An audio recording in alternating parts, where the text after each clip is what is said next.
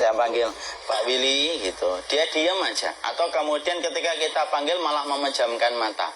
Coba, nah. Terus kemudian di sininya nangis biasanya. Terus kakinya di situ sudah mulai agak kaku. Itu proses sakaratul mautnya sudah mulai datang. Sakaratul maut itu juga kemudian ditandai ketika sekumpulan malaikat duduk sejauh mata dia memandang. Fajalasu inda muddil basar. Jadi kemudian kata Rasulullah dalam riwayat Barok bin Azib, malaikat itu datang, kemudian berkumpul sejauh mata orang ini memandang ketika mau meninggal dunia. Malaikat itu kalau dia orang yang beriman, maka malaikatnya berpakaian putih, membawa kain kafan dan membawa minyak wangi dari surga. Fajalasu inda muddil basar. Sejauh mata dia memandang di sonono. Makanya kadang-kadang kan kita kalau tidak paham ngomong, melihat apa sih bu? Gitu. Bu melihat apa? Tidak usah digituin. Dia melihat sesuatu yang berat yang belum pernah dia jumpai seumur hidupnya. Maka kemudian tanda sakratul mautnya sudah mulai kelihatan. Kemudian dadanya sudah mulai sesak ketika ini. Terus kakinya sudah mulai kaku dia. Sudah mulai begini. Nah itu sudah mulai sakratul maut mulai datang. Sakratul maut itu ada intinya. Intinya disebut dengan naza. Tahu naza ya? Naza itu proses dicabutnya ruh, itu namanya naza. Nah itu naza. Nah itu naza. Keras dia, cabutnya itu keras. Makanya kemudian itu naza. Dan naza itu jangan kita kira ini. Saya ambilkan gambaran yang paling gampang. Pernah nggak kita dengar kisah orang di penjara dicabut kukunya? Dengar itu ngilu atau tidak ngilu? Ngilu. Itu kuku pak. Bisa bayangkan ruh dari sini. Di sini ada ruh ya, makanya dicabut ini kan sakit sampai ujung jempol. Dicabut dari sini, makanya kemudian kalau sampai hanya meneteskan air mata di situ kita paham. Dicabutnya kuku aja kita ngilu bayangkan. Satu kuku itu, ini ruh ini ruh. Sampai Rasulullah Shallallahu Alaihi Wasallam aja lemah. Rasulullah itu ketika di atas pangkuan Aisyah, beliau sempat melihat Abdurrahman itu adiknya ibunda Aisyah itu bersiwak. Saking lemahnya Rasulullah itu Rasulullah itu cuma ngeliatin Abdurrahman itu yang pakai siwak itu. Kemudian Aisyah itu ibunda Aisyah nanya, Rasulullah engkau pingin siwak ya Rasul? Rasulullah sampai tidak jawab. Hanya memberikan tanda bahwasanya sebenarnya beliau pengen siwak.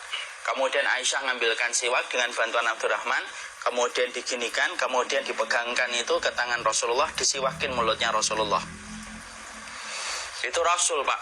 Orang yang paling tahan dengan rasa sakit itu siapa kalau bukan Nabi? Orang yang tidak pernah ngeluh sepanjang hidupnya itu siapa lagi kalau bukan Rasul pak? Puncak keimanan adalah tidak mengeluh. Salah satunya adalah tidak mengeluh.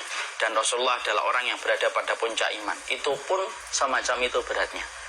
Ya. Maka ketika sakaratul maut semakin berat, maka kemudian yang nangis-nangis, tolonglah berhenti dulu nangisnya. Tidak kuat Ustaz, tidak tega. Iya, kita juga paham, sedih. Tapi nangisnya pergi dulu. Kenapa? Saya khawatir ini akan menyempitkan hatinya, menyesakkan dadanya. Orang dengar nangis itu biasanya tidak suka pak. Bapak kalau dengar bayi nangis sama bayi ketawa lebih senang mana? Bayi ketawa. Karena secara fitrah itu berat kalau dengar orang nangis.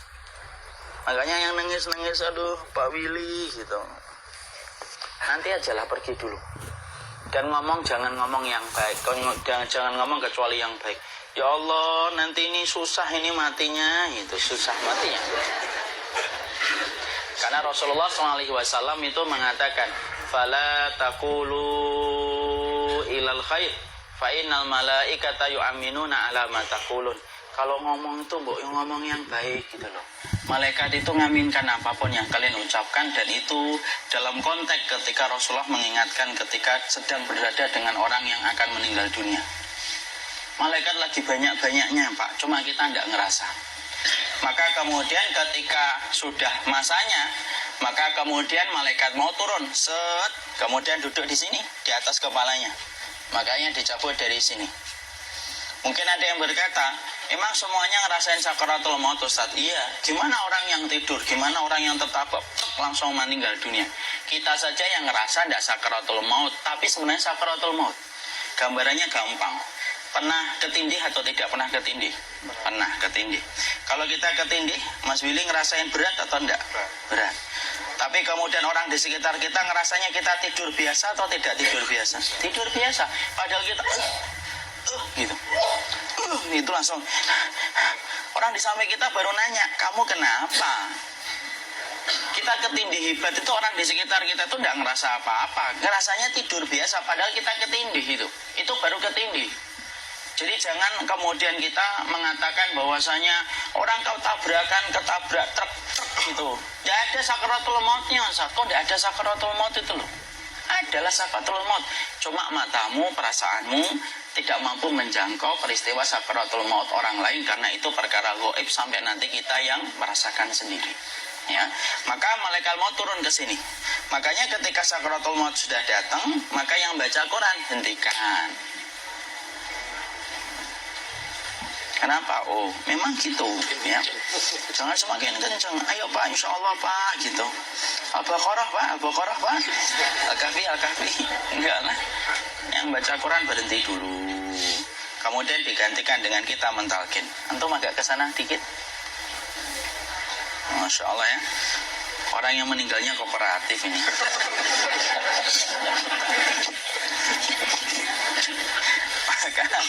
Maka agak kesini ya. Maka disunahkan kita untuk mentalkinnya. Nanti ketika mentalkin jangan terlalu sering, jangan terlalu membebani. Jangan terlalu sering itu la ilaha illallah, la ilaha illallah. Tidak gitulah. Berat nanti dia ngerasakan. Di situ Imam Qurtubi juga menyampaikan, jangan terlalu sering karena itu memberatkan dadanya. Jadi ketika mentalkin, saya sampaikan, boleh diganti atau enggak Ustadz? Enggaklah, talkin itu ibadah. Ibadah itu tauqifiyah. Tauqifiyah itu enggak usah diganti. Karena Rasulullah mengatakan, lakinu ala mautakum, la ilaha illallah. Talkin orang yang meninggal di antara kalian dengan la ilaha illallah. Enggak usah diganti. Allah Ustadz yang lebih singkat, lebih pendek. Enggak usah. Subhanallah Ustadz, enggak usah. Kenapa? Karena talqin sudah ditetapkan ucapannya oleh Nabi, begitulah kita mencontohnya. Jadi tidak usah diganti. Cara mentalqin, jadi kalau keadaan sudah tenang, tolong kalau sudah sakaratul maut jangan ditinggalkan. Karena sesungguhnya pertempuran setan itu pada detik-detik kematian semacam ini. Dan betul-betul berusaha untuk menjadikan dia murtad. Nanti makanya di situ di buku nanti dibahas kan, pertempuran setan itu sampai detik-detik orang mau mati itu sudah ayo kufur, murtad aja tuh, kamu sakit kan? Nah, itu kayak gitu. Makanya jangan ditinggal. Capek gitu kok nggak meninggal gitu ya. Udah gantian mas. Dan jangan kemudian meninggalkannya. Mangkat dulu gitu. Udahlah, janganlah. Terus ditampingi terus. Kalau bisa ya sudahlah, berikan waktunya kita untuk sementara waktu itu betul-betul berkhidmah kepada orang yang kita cintai terakhir kalinya. Cara kita kemudian mentalkin adalah di sebelah kanannya la ilaha illallah. Biarkan dia mencerna dulu, nggak usah buru-buru kemudian kita langsung nimpali lagi. Dia mencerna dulu sembari kita doakan, peluk, ya Allah dimudahkan gitu. Kalau ada orang yang bisa ngucapin la ilaha illallah itu siapa yang memberikan itu Ustaz? Yang memberikan kekuatan Allah Pak. Karena ngomong aduh aja sudah tidak mampu. Makanya Allah berfirman dalam surat Ibrahim, yusabbitullahu alladzina amanu bil qawli tsabit fil hayatid dunya wa fil akhirah. Allah teguhkan perkataan orang yang beriman dalam kehidupan dunia dan akhirat. Dunia itu ya ketika menjelang kematiannya. Makanya dia bisa ngomong la ilaha illallah. Sebenarnya ngomong aduh aja udah gak mampu. Kalau bisa ngomong, dia mesti ngomong aduhnya dulu. Tapi Allah yang menggerakkan. Ngomong la ilaha illallah. Makanya makana akhiru kalamihi la ilaha illallah dakhalal jannah. Barang siapa akhir kalamnya itu adalah la ilaha illallah, pasti masuk surga. Makanya kita lagi la ilaha illallah. Dah, cerah dulu. Enggak usah minta diburu-buru ya. Enggak usah gini. Ayo la ilaha illallah. Ayo.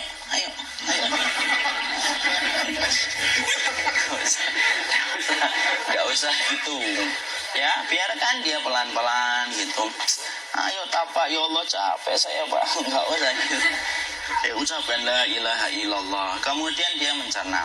Lalu kalau dia sudah mengatakan, untuk mengatakan la ilaha illallah. Ya, kalau sudah mengatakan la ilaha illallah, berarti sudah Nggak usah ditalkin lagi, nggak usah.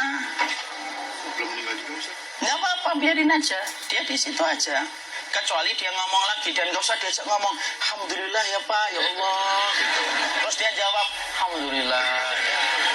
Itu berarti ucapan terakhirnya, alhamdulillah. Atau ketika habis ditalkan la ilaha illallah, dia melihat air. Nah itu berarti ucapan terakhirnya air.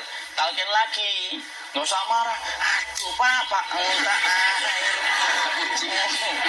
Kok minta air nanti aja dikubur gitu loh. Jangan gitu. Biarin aja, jangan kemudian setelah la ilaha illallah. La ilaha illallah. Terus, ayo tutup awas ya ngomong lagi. Nggak bisa gitu juga. Maka kemudian setelah la ilaha illallah sudah, nggak usah diajak ngomong gitu. Terus kemudian nggak usah ada anaknya perempuan, ya Allah Pak, sudah bisa ngomong la ilaha illallah, usah gitu. Cukup dalam hati alhamdulillah gitu. Diam kita dengerin gitu. Disitulah nanti biasanya detik dia terakhir. Dia nanti ngeliat ke sini Pak. Prosesnya itu nanti kaki langsung sebagian jempol dingin dia. Kaki, telapak kakinya langsung kalau kita geningkan dingin kayak kaki yang kena AC langsung. Kemudian dia langsung ngikop gini. Dikit dia, mulai kaku dia. Atau kalau enggak, gini dia. Langsung kayak jatuh. Kayak kepala nanti yang paling terakhir, kepala itu pasti ada gerakannya Pak. Ini meninggal itu. Pasti gitu. Pasti gitu. Karena apa? Sudah tidak ada beban ruh yang menahannya. Ya, cabut ya, set pelan, maka kemudian malaikat itu. Tapi tetap sakit lah. Walaupun dikatakan ringan, tetap sakit. Maka kemudian sakit gitu, ngelewatin sini, jantung kemudian sudah tidak berfungsi, kemudian ginjal Pak, ngelewatin ginjal tidak berfungsi. Bapak bayangkan kan, kalau yang pernah sakit batu ginjal Pak, sepakat nggak kalau kita batu ginjal itu sakitnya luar biasa Pak? Itu baru titik batu kecil di ginjal. Kita bisa bayangkan tiba-tiba ginjal tidak berfungsi. Sakitnya kayak apa Pak? Tiba-tiba ginjal yang berfungsi, pankreas naik, kemudian jantung. Jantung ini dia masih hidup dia, di sininya masih hidup walaupun jantungnya sudah berhenti. Naik. Kemudian mata, dia ngelewatin mata. Organ tubuh yang paling setia sama ruh itu mata. Maka kemudian mata dia ngelihat dia, ngelihat keluarnya, naik dia. Jadi lihat ini sama dia. Makanya Rasulullah mengatakan inna ruha idza qubida tabi'ahul basar. Ruh itu kalau dicabut, mata itu ngikutin kemana perjalanan ruh itu. Makanya ada yang meninggalnya gini.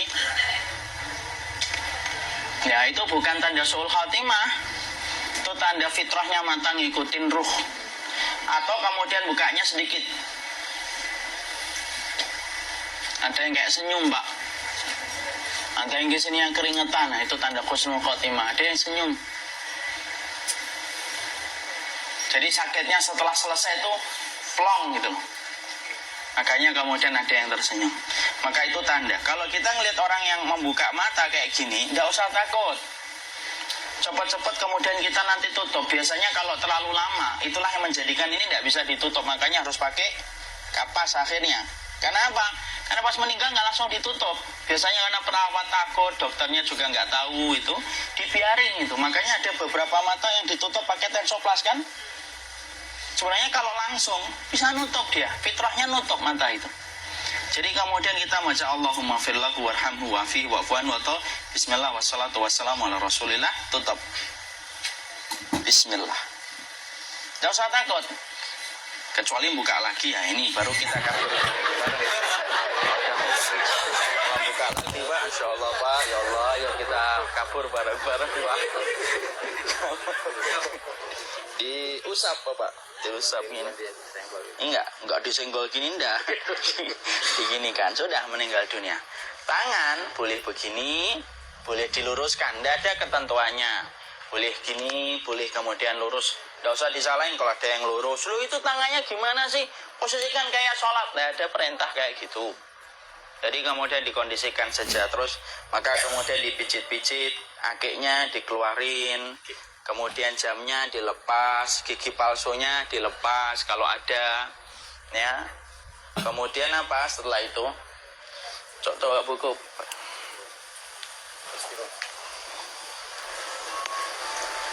Kemudian kalau bisa awal-awal, kemudian taruh buku atau sesuatu yang agak berat di perutnya ketika baru meninggal dunia. Kenapa kemudian ditaruh kayak gini? Bukan apa-apa, supaya membantu sisa-sisa pencernaan dia untuk keluar. Nanti Pak, biasanya kalau kita taruh agak yang berat gini, atau kemudian kita gini-gini kan, ini udah makan belum Maki? Udah makan belum makan kok udah gede ya. Maka pencet-pencet kayak gini biasanya nanti ketika dimandikan, nah pas dimandikan diginikan saja. Aduh. Nah ini dia sudah keluar di belakang, dia gini, terus nanti keluar dia. Nah ini keluar langsung di belakangnya. Dan memperlakukan orang kalau sudah meninggal dunia itu yang lembut gitu. Kenapa? Inna kasra admil mayyiti kakasri admil hayyi. Mematahkan tulangnya ketika orang sudah meninggal dunia itu lebih dia rasakan sakit ketika mati daripada ketika masih hidup. Tuh Islam itu sampai sama orang mukmin itu kalau sudah meninggal aja sampai selembut itu. Kok hidup kasar itu kebangetan dia jadi orang itu.